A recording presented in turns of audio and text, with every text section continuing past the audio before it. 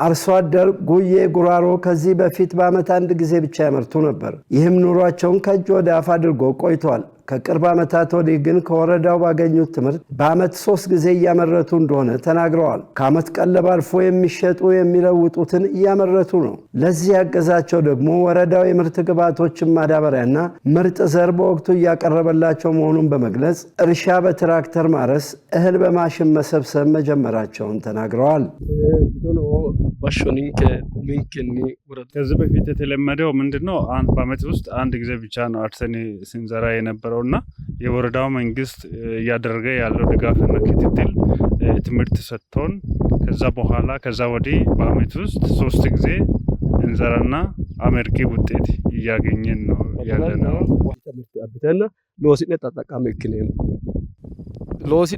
ከዚህ በፊት በተለመደው መልኩ በምናርስበት ጊዜ ብዙ ሰዓት ይወስደን ነበረ። አሁን መንግስት ያመጣውን እድል መጠቀም ከጀመርን ወዲህ ጉልበታችንም ጊዜም መቆጠብ ችለናል። ሌላ ደግሞ መዳበሪያ በምንፈልግበት ወቅት በጊዜው ስለሚመጣ ያለምንም ችግር እያገኘን ነው ያለነው።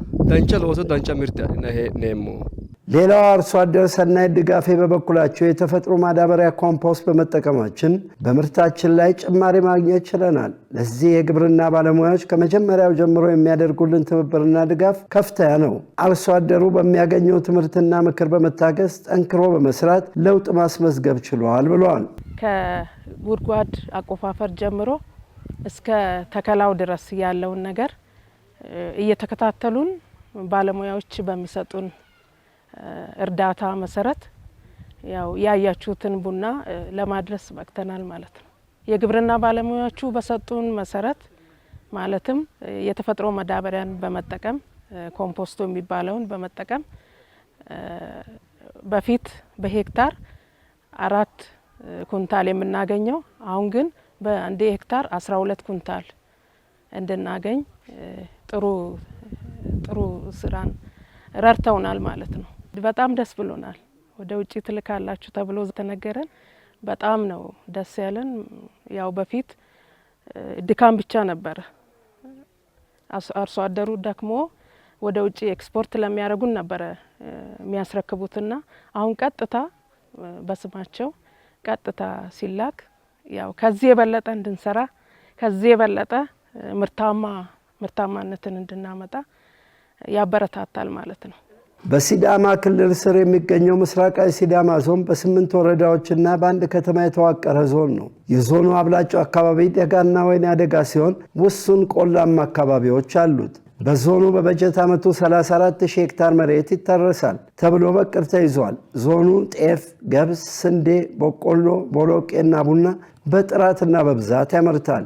ዞኑ ወደ ስራ ሲገባ የመሬት ዝግጅቱን በበቂ ሁኔታ አዘጋጅቶ ነው የግብርና ግብዓቶችን ምርጥ ዘር፣ ማዳበሪያ በተፈለገው መጠንና ጊዜ ለአርሶ አደሩም ያቀርባል። 34,000 በላይ ሄክታርን አቅደን ከገባን በኋላ 100% በላይ ነው ማሳካት የቻልነው።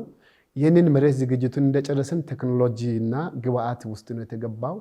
ምርጥ ዘር በበቂ ሁኔታ አቅርበን በተጨማሪም ፈርቲላይዘሩንም በተሻለ መልኩ እንደገና ሲዘራም ደግሞ በቴክኖሎጂ ተጠቅመን በመስመር ነው የተዘራው። ያ መስመር መዘራቱ ምንድነው ጥግግት ውስጥ ገብቶ ምርታማነቱ እንዳይቀንስ አረም ሲፈጠር ደግሞ መሃል ላይ ለማረም እንዲቻል ፕላስ ደግሞ ኤንፒኤስን እና ዩሪያውን ለመጨመርም እድል ስለሚፈጥር ምርታማነቱንም ስለሚጨምር የተሰሩ ስራዎች በጣም አበረታች ናቸው። ከዚህ አንፃር አርሶ አደሮቻችንና ኤክስቴንሽን ባለሙያዎች እንዲሁም አመራሩ ቀበሌ ተመድቦ በየጎጡ በየመንደሩ የኛ መሬት ኩታ ገጠም የማይመች በመሆኑ ባለበት ሁኔታ ላይ ግን ባዶ መሬት እንዳያድር በተሻለ መልኩ ነው የሰራነው። የክልሉ መንግስትም ይሁን የዞኑ መንግስት የወረዳ መንግስት ታች አርሶ አደሩ ጋር ወርዶ ባለሙያ መድቦ ባለሙያ አርሶ አደሩን በሚገባው እየደገፈ ብዙ ምርት እንዲያገኝ እንዲሰበስብ ራሱንም እንዲቀይርን እንዲያሻሽል ብዙ ጥረት ነበር እየተደረገ ያለው። የግብርና ግብዓቶችን አቅርቦት በተመለከተ ቀደም ተብሎ ዝግጅት እንደሚደረግ ዋና አስተዳዳሪው አስረድተዋል። ምን ያህል ምርጥ ዘር ምን ያህል ደግሞ ማዳበሪያ ያስፈልጋል የሚለው ከሚቀርቡ ፍላጎቶችና በባለሙያዎች ስሌት መሰረት እንዲቀርብ ይደረጋል ነው ያሉት። ግብአት ከማቅረብ አንጻር ለምሳሌ መሬት ዝግጅት ሲጀመር መሬቱ ተቆጥሮ በሄክታር ተለክቶ ከየቀበሌው ተሰብስቦ በወረዳ ተደራጅተው የሲዳማ ኤልቶ ድርጅት በኩል ግብርና ቢሮው ተፈራርሞ ለእያንዳንዱ ወረዳ የሚያስፈልገው ምርጥ ዘር ይለያል፣ ማዳበሪያ ይለያል፣ ዩሪያ ይለያል። ኬሚካል ዝግጅቱም ኖራም ጭምር ተለይቶ ለዚህ የሚበቃውን ተመጥኖ ዝግጅት ይደረጋል ማለት ነው።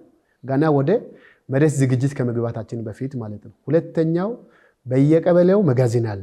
ማዕከላዊ የሆኑ ቦታዎች ለመጋዘን ይዘጋጅና ወደ መጋዘን የሚገባው ከዚህ ከክልል ግብርና ቢሮ ደብዳቤ ተጽፎ ምን ያህል መኪና እንደወጣ ለኔም ሚሴጅ ደርሰኛል። ምርቱ ከዚህ ሲወጣ ለኔና ለዞኑ አመራሮች ጠቅላላው ሚሴጅ ደርሰናል። መግባቱን ይረጋገጣል። ከገባ በኋላ ደግሞ ወደ አርሶ አደሩ የደረሰው ነው በዚሁ ይረጋገጣል። ለምሳሌ መሀል ላይ የሚዛነፍ ነገር ካለ አርሶ አደሩ ራሳቸው ያጋልጣሉ። 2-3 ኩንታል የጠፋበትም እኛም ያዝነው አለ። ራሳቸው ጥቅሙን ስላወቁ ለራሳቸው የመጣ ስለሆነ አንዳንድ ጊዜ እጥረት ሲያጋጥማቸውም በጣም ጥያቄ የሚያቀርቡ ራሳቸው ስለሆኑ ቅድም እንዳነሳሁት በአደረጃጀት ስለሆነ የተኛው አደረጃጀት የተኛው ልማት ቡድን ጨርሷል ብለን ስለምንሄድ የኛ ለምሳሌ አንድ ወረዳ ላይ ወሰን እንደሆነ የዛ ወረዳ ቀበሌ በዚህ ሳምንት 3 ቀን ውስጥ አንድ ቀበሌ ያነሳል። ቀጥሎ ደግሞ ያኛው ቀበሌ ወረፋ ያዝላቸዋል እንዳይንገላቱ ማለት ነው። መጥቶ ይሄንን ከወሰዱ በኋላ መድረሱ ይረጋገጣል። መጋዘን ኦዲት ይደረጋል።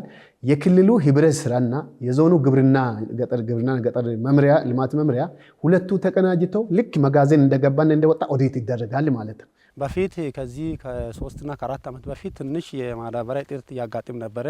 አሁን ከጊዜ ወዲህ ተፈቶ እንደ ወረዳችን 4 መጋዘን ነው ያለን። ከዛ መጋዘን አርሶ አደሩ በሚፈልገው ሰዓት በጊዜ እንዲያገኝና የብድሩ ሁኔታ ተመቻችቶ ማለት ነው። የሲዳማ ባንክ አለ እዛው መጀመሪያ ብሩን ይቆጥብና ከዛም በኋላ ሳይቸገር ከዛ ብሩን አውጥቶ ማዳበሪያውን ይገዛል። መንግስቱ እስከዚህ ድረስ አጓጉዞ ነው የሚያመጣላቸው። በመኪና ያጓጉዛል። በጊዜ ነው የሚያገኙት። ሳይጉላሉ ሳይቸገሩ የዘር ወቅታቸውም ሳያልፍባቸው ነበር የሚያገኙት። ይሄ ነገር ችግሩን ቀርፈን በፊት ይጉላሉ ነበረ። ተወሰነ ጊዜያት ከ4 ቅድም እንዳነሳሁት ከ4 እና ከ5 ዓመት በፊት ይቸገሩ ነበር። ይሄ ግን ተቀርፎ ማዳበሪያው በጊዜ ነበር የሚያገኙት። ምርጥ ዘርም በጊዜ ነበር የሚያገኙት። ከዛም በኋላ አስፈላጊውን ድጋፍ ሁሌ ነው የምናደርግላቸው። አሲዳማ አፈር በምስራቃዊ ሲዳማ ዞን በብዛት ይስተዋላል። ደጋማ አካባቢዎች ዳይላ ወረዳ፣ አሮሬሳ ወረዳ፣ ከፊል ቦንሳና ቡራ ወረዳ አርሶ አደሩ አፈሩን ለማከም ኖራ እንዲጠቀም ተደጋጋሚ ትምህርት ተሰጥቷል። በዚህ ሳቢያ አፈርን አክሞ የተሻለ ምርት ማግኘት ተችሏል። የተጠኑ ወረዳዎች ናቸው እነዚህ። ወደ ደጋማ ስለሆኑ የአሲዲቲው ከፍ ያለ ስለሆነ ሰብል የመጣው ቦታው ሁሉ በኖራ ይታከማል። ከአንድ ወር በፊት ይበተንና ተቀላቅሎ ጥናቱ እዛ ያለው ባለሙያው አይተው ከተበተነ በኋላ እንደገና ታርሰው ያ ስለተዘራ ነው። በተለይ የተሻለ ዘንድሮ ስንዴና ቢራ ገብስ ላይ የተሻለ ውጤት እያገኘ ነውና ይታከማል። ታክሞ የመጣ ውጤት ስለሆነ እሱም በጣም ጥሩ ነው። ግን አንዳንድ ቦታ ላይ የእንትኑ ጉድለት አለ።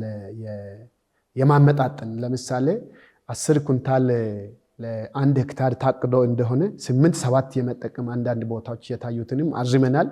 ቀጣይ ደግሞ ይሄ ነገር በደንብ አድርገን ቴክኖሎጂውን ከተጠቀምን ቅድም እንዳነሳው ውጤቱ እየታየ ስለሆነ አርሶ አደሮቻችንም ስለቀመሱ ራሳቸው እየጠየቁ ይሄዳሉ። እኛም በጣም ፕሮቫይድ አድርገን የተሻለ ነገር እናመጣለን። ከዚህ በፊት አርሶ አደሮቻችን በአመት አንድ ብቻ አምርተው ያንን ብቻ ነበር የሚጠብቁት።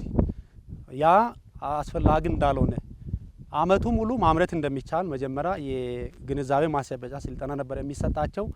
እዚያ አካባቢ በአመት 3 ማምረት የጀመሩት ከ5 እና ከ6 ዓመት ወዲህ ነበር የጀመሩት።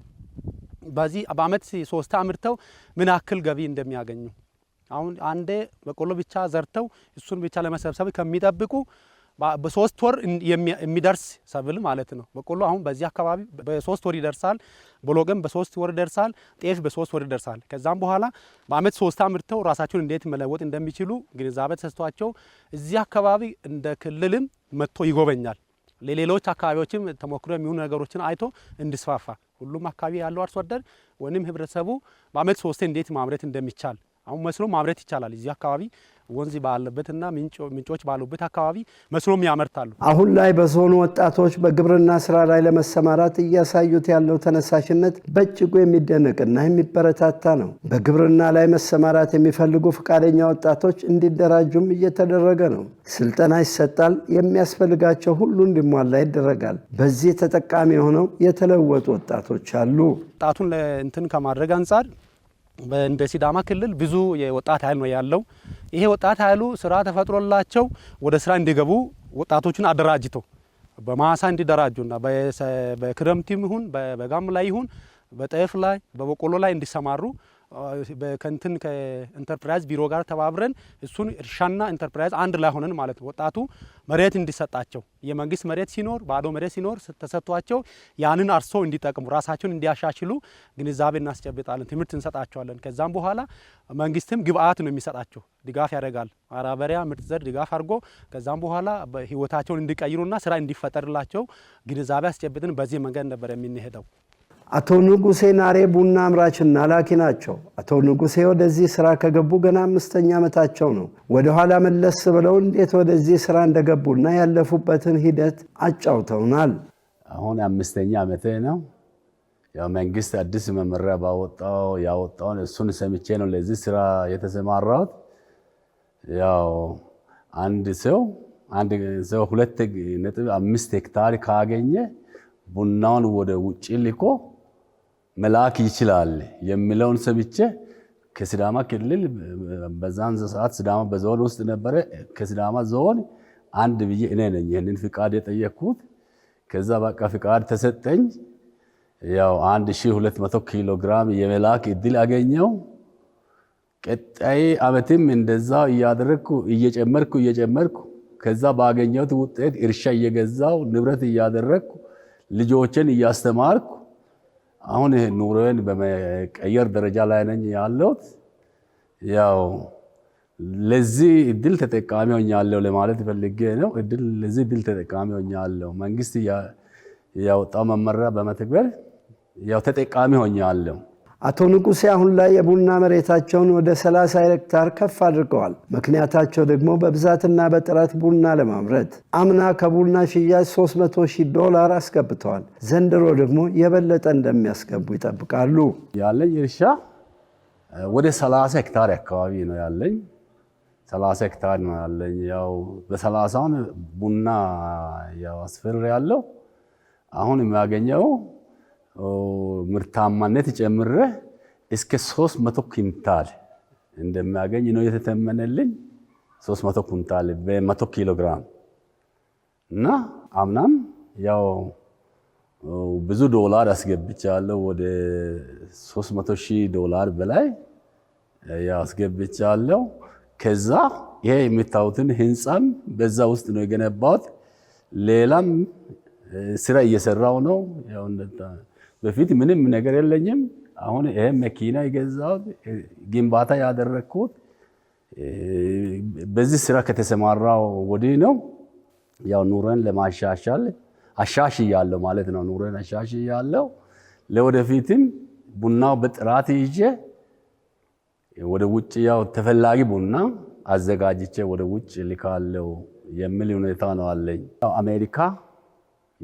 አሜሪካ እንግሊዝ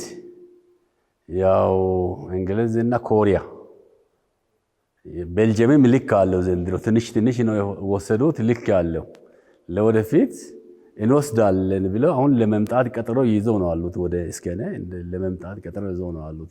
የዳዬ ዳንሳ ቡና ኤክስፖርት ድርጅት አስተባባሪ ሽፈራው ሽብሩ ወደ ውጭ የሚላከው ቡና ጥራቱ በተቀባዩ ዘንድ አስተማማኝ እንዲሆን በማሰብ ጥንቃቄ የሚደረገው ገና ከቡናው ተክል ጀምሮ ነው ብለዋል።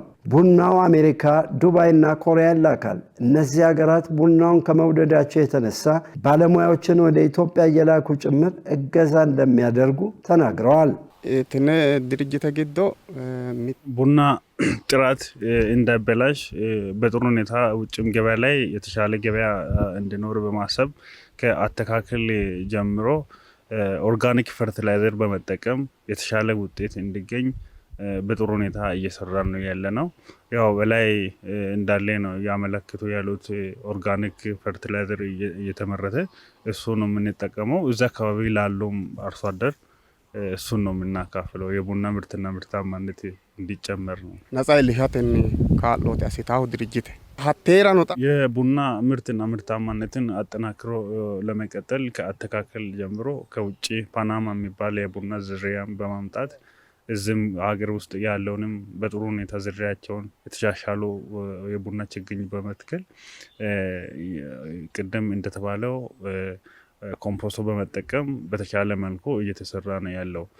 አተካከል ብቻ ሳይሆን አለቃቀም ላይ የደረሰው ቡና እሸት ቡና ብቻ በጣም ቀይ የሆነውን ቡና ብቻ በመልቀም ወደ ገበያ በማድረስ የተሻለ ገበያ እንዲኖር ጥራቱ በተጠበቀ መልኩ እየተሰራ ነው። አሳተ ሻሮ አስና እንሳ ነው ቡና ባጤው ዳፍር የቡና ወደዛ ኤክስፖርት ተደርጎ የሚገዙ ሀገራት እስከዚህ ድረስ ባለሙያውን በመላክ እስከ ቦታ ድረስ እያጣሩ እየተሰራ ያለውን የተሻለ ኳሊቲ እንዲኖር ተብሎ እየተሰሩ ያሉ እርምጃዎችን በጣም እየደገፉ ነው ያሉት።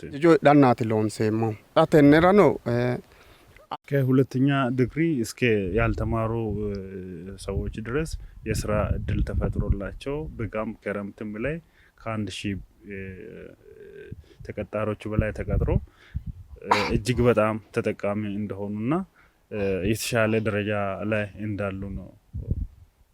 ሎሱ ካዩ አፍሬ ሎሳን ነው ተነራጣ 29.7 ሄክታር ላይ ነው የማሳ የቡና ማሳ ያረፈው። የተለያዩ በዛ በቡና ኤክስፐርት የሆኑ እውቀት ያላቸው ባለሙያዎችን በመቅጠር በተሻለ መልኩ ለማግኘት እየተሰራ ነው ያለው።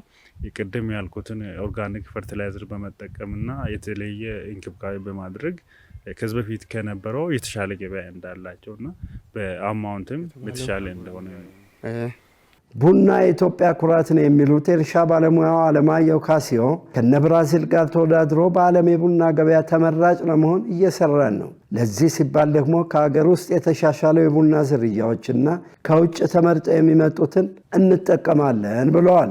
ለወደፊት ያው እንደ ብራዚል እንዳልሽው ብራዚል አሁን በዚህ ሰዓት 50% ገበያ ላይ ቡና ታቀርባለች በዓለም ገበያ ላይ ተብሎ ይገመታል። ኢትዮጵያም በዛው ልክ ለወደፊት ለቡናው የሚያስፈልጋትን ነገር እያዘጋጀች ቡናውን እንደ ሌላው ሀገር ከሌላው ሀገር በላይ ሆና ራሷን ለማሳወቅ በዓለም ደረጃ ለማሳወቅ እየሰራች መሆኗን እናያለን። አሁን በዚህ ሰዓት በምስራቃዊ ሲዳማ ዞን በጥራትና በብዛት ቡና ማምረት የተቻለበት ሚስጥር ለቡና የተፈጥሮ ማዳበሪያ ኮምፖስት እንዲዘጋጅ መደረጉ፣ የተሻሻለ የቡና ዝርያ አርሶ አደሩ እንዲጠቀም መደረጉና የቡና ቴክኖሎጂ መንደር ብሎ በመለየት የተሻለ ቡና ለማምረት የሚያስችል ስራ በየቀበሌው በመሰራቱ ነው። ይህ በመደረጉ ለውጥ ተመዝግቧል። ኢትዮጵያን በዓለም አቀፍ ደረጃ በምታቀርበው ቡና ተመራጭ አድርጓታል ተብሏል። በሁለት ሜትር ርቀት ላይ ቡናዎችን እንተክላለን። ደባል ሰብልም ይተከላል፣ ጊዜያዊ ጥላም ይተከላል፣ ያረጀ ይጎነደላል፣ ይነቀላል። ይሄ ቴክኖሎጂ አሁን በመቶ ሄክታር በአንድ ቀበሌ ላይ ነው ያለ ነው። ይሄ ቴክኖሎጂን አስፍተን ስናይ የቡና ጥራቱ አሰባሰቡ እየጨመረ ነው መጣው። ፔር ሄክታር 8 ኩንታል ከሚገኝበት አሁን 12.227 እንደ ሀገርም እኛ አካባቢ ነው ከፍተኛ ምርት የተሰበሰበው። ያ ስናደግ ቴክኖሎጂ መንደር ፈጥረን በሞዴል አርሶ አደሮች አሁን ሁሉም እያደረስ ነው። እንደዛ ስናደርግ በዓለም ውድድርም ባለፈው በዩናይትድ ስቴትስ አሜሪካ ኢንተርናሽናል ዴቨሎፕመንት ኮፊ ኤክሰለንስ ላይም እዚች አካባቢ ቡናዎች አንደኛው ነው። ይህ አርሶ አደርም በ40 ከገቡት ከአገር ደረጃ ቁጥሩ የገባ ነው። ስለዚህ የቡና ጥራቱ ጨመረብን። ጥራት ካለው ደግሞ ገበያ ታገኛለች፣ ተወዳዳሪ ይሆናል። ትንሽ ቡና በትልቅ ዋጋ እየሸጠን ነው ያለ ነው። አሁን የኛ እና ሌሎች አካባቢ ቡናዎች ዋጋቸው ሊለይ ይችላል። የኛ አካባቢ አሁን ታዋቂ በአገር ደረጃ በተደረገው በጥራት በዩናይትድ ስቴትስ አሜሪካ በተደረገው እንትን ላይ ተሸላሚ ነን። እኛም እኔም ተሸላሚ ነን። ሰራተኞቻችንም ሆነ እዚህ እየሰሩ ያልኩ ለአርሶ አደሮችም ኤክስፐርቶሮችም አቅራቢዎችም የቡና ጥራቱ ከመሬት ላይ ስለጨመረ የመሬት ለምነቱ ለተጠበቀ ጥራት ቡና ስለቀረበ ተሸላሚ ነን። ባለፈው እንዶ ያለው ቡና ሪኮርዱን ሰብሯል። የዓለም 1 ኪሎ ግራም 266 ሺህ ብር ኢትዮጵያ ተሽጧል 1 ኪሎ ግራም። ስለዚህ ይሄ መደረጉ አሁን ሁሉም አርሶ አደር ወደ ቴክኖሎጂ መንደር እየገባ ነው። ሲዳማ ውስጥ ካሉ ዞኖች በጥራትም አቲቱድም ከፍ ያለ ስለሆነ ደረጃም እንዲሁም ደግሞ በብዛትም የሚያቀርብ ይሄ ዞን ነው። ዞኑ ቡናው ከመሰረቱ የተጠና ቡና ነው እዛ አካባቢ የሚተከለው። የተጠና ችግኝ በመንግስት እርሻ ጣቢያዎች በኤክስቴንሽን ባለሙያዎች የተዘጋጀ ችግኝ ነው የሚከፋፈለው። ለምሳሌ 27 ሚሊዮን በላይ ነው በዚህ ክረምት ላይ ለአርሶ አደር ያከፋፍል ነው ዝርያውን የተሻሻለ ማለት ነው። ያ ችግኙ የሚሰጣቸው ሰዎች መሬቱን ከ1-2 ወር በፊት ቆፍረው አዘጋጅተው ኮምፖስት ጨምረው ካዘጋጁ በኋላ ነው የሚሰጣቸው ማለት ነው። አንደኛው እሱ ነው። ሁለተኛው ቡና ኢንዱስትሪ ሳይት ያላቸው ባለሀብቶቻችን ችግኝ አዘጋጅተው በነፃ ነው የሚያከፋፍሉት። በነፃ ያከፋፍላሉ። ሁሉም በየአካባቢው እንደየሁኔታው ለምሳሌ ቡና ሳይት ባለበት ቦታ ሁሉ ለአርሶ አደሩ ያከፋፍላል። ችግኝ በሚተከልበት ሰዓት ሁሉም ያገኛል ማለት ነው። ያገኙት ቡና ደግሞ ኦርጋኒክ ሆኖ እድገቱ እንዲጨምር ምርታማነቱንም እንዲያድግ ያንዳንዱ አርሶ አደር በማሳው በኩታ ገጠም ለምሳሌ ከትናንትና ወደ እንዳያችሁት በእንሳ ወረዳ ላይ ቦምብ የሚባልበት ቀጠና ላይ አንድ አርሶ አደር አንድ ውስን ቦታ ላይ ከ5 እስከ 10 ኮምፖስት ያዘጋጃል። የመጀመሪያው አርሶ አደሩ ራሳቸው እዛ ካለው ማቴሪያል የሚያዘጋጁት አለ። ሁለተኛ ደግሞ ኢንዱስትሪዎችና እኒህ ብዙ ሰፊ ቡና ያላቸው ሰዎች ቨርሚ ኮምፖስት የሚባል በጣም የተሻሻለ ብዙ ኮምፖነንት ያለበት ከፍ ያለ ስለሆነ ሁለቱም አዘጋጅተው ችግኙን ከመሰረቱ ይጀምሩና እየጨመሩ በአመት 2 ወራቶች አሉ የተጠኑ ወራቶች የሚያልቅበትና ያኛው የሚጠቀሙበት ጊዜ ስላለ ይጠቀማሉ እንዲጠቀሙ ይደረጋል። ሁለተኛ ደግሞ ነባሩ ቡና ላይ በአመት 2 ጊዜ በዙሪያው ላይ ይጨመራል። በኪሎግራም ተመዝኖ ነው የሚጨመረው። ያ የሚጨመርበት ዋናው ምክንያት አንደኛ ኦርጋኒቲውን ይዞ እንዲቀጥል፣ ሁለተኛ ደግሞ ምርታማነቱንም እንዲጨምር። ያ ምርታማነቱ ሲጨምርና ይሄ ኦርጋኒኩን ነጮችም ገበያ የሚፈልጉ ሰዎችም ዳይሬክት እዛ ኤሪያ ላይ መጥተው ነው ቀምሰው ጠጥተው ነው ኦርደር የሚያደርጉትና ለዚህ ይሄኛውን ቡናው ላይ ኢንቨስት ማድረግ፣ ቡናውን ክላስተርድ ማድረግ፣ ቡና ቴክኖሎጂ መሄድ። ለምሳሌ ቡናው ሲተከል በሜትር ተለክቶ በመስመር ነው እንዳያችሁት። ሁለተኛ ቡናው ከልጅነቱ እንዳይጎዳ ደግሞ ለጥላ የሚሆኑ ዛፎች ውስጥ በመስመር ይተከላል። ራሱን ችሎ ሲመጣ ደግሞ ዛፎቹ ተነስቶ ራሱን ችሎ የመከላከል ምርት የመስጠት እድል እንዲኖረው ነው በክላስተር ያያችሁት። ብዙ ቦታ ነው አንዳንድ ቦታ ላይ ያው ክላስተርድ ከመሆኑም የተነሳ ሜዳው በድሮን ነው ያያችሁትና እሱን ለማስቀጠል ነው። ሁለተኛ ከቆላማው ወደ ደጋማው እየተጠጋ ስለሆነ ያ ሲተከል ደግሞ ጥግግት ኖሮ ምርታማነቱ እንዳይጠፋ መስራት ነው። ሁለተኛው ነባሩ ቡና በባለሙያ ተጎንድለው ከስሩ ችግኞችን እንዲያመጣ ማድረግ ነው። ተነቅሎ ደግሞ ያረጁትን ተነቅሎ በችግኝ በሌላው ሪፕሌስ ማድረግ ነውና ዋናው ስራችን እነዚህ ስራዎች በዚህ ዓመት በስፋት ሰርተናል። ቡና ከዞናችን አንጻር የተለየ ገጽታ አለው ያሉት ዋና አስተዳዳሪው አቶ ግዛቸው የቡና አምራች አርሶ አደሮች ራሳቸው በቀጥታ ቡናውን አምርተውና አዘጋጅተው ለውጭ ገበያ የሚያቀርቡበት ፈቃድ ይሰጣቸዋል። ይህ ማለት አርሶ አደሩ መሀል ላይ ካሉ ደላሎች ይጠበቃል። በሰራው ልክ የስራው ተጠቃሚ ይሆናል። ይህ ደግሞ አርሶ አደሩን ይበልጥ እንዲሰራ ይበልጥ ጥራት ላይ እንዲያተኩር ያደርገዋል። ምክንያት የሚያገኘው ገቢ ልፋቱን የሚመጥን ኑሮውን የሚቀይር ነውና። ቡና ከኛ ዞን አንጻር ደግሞ የተለየ ገጽታ አለው። አንደኛ ስፔሻሊቲ ቡና የሚወጣው በኢትዮጵያ ደረጃ ባለፈው ዓመት በኢትዮጵያ ደረጃ በተደረገው ካፕ ኦፍ ኤክሰለንስ